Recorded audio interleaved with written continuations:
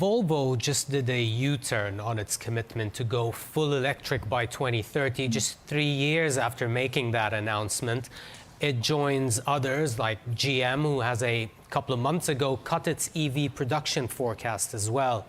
This is in addition to a number of other auto producers who have recently scaled down or postponed their upcoming EV offerings.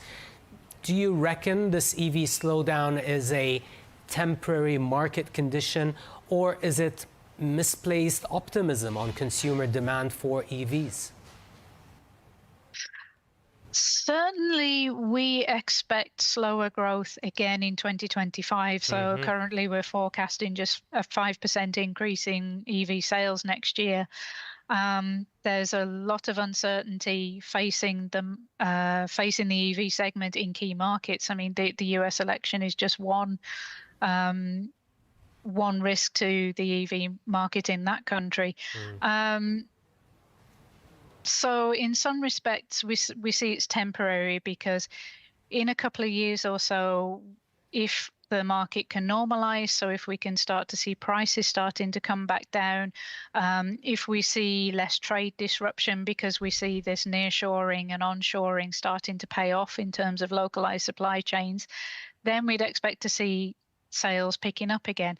But I think it's also the case that there has perhaps been a little bit of overestimation of how much consumers are willing to make that switch.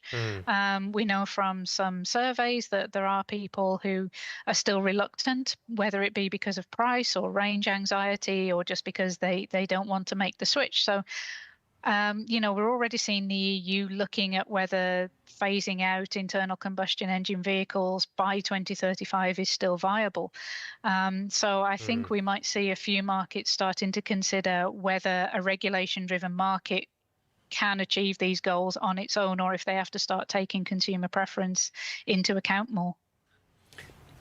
In this case, would you be surprised if more automakers follow Volvo in the coming months? It would not be a surprise, actually, because we're seeing more examples of that. We've seen a number of companies, whether they're European or American, starting to change their strategies, starting to allocate investment towards more hybrid models. Hybrid sales have actually been very strong, while we've seen a tail off in full electric models, because they're a little bit cheaper. You don't have as much range anxiety. So for those companies that have hybrid models, they've been able to make a switch.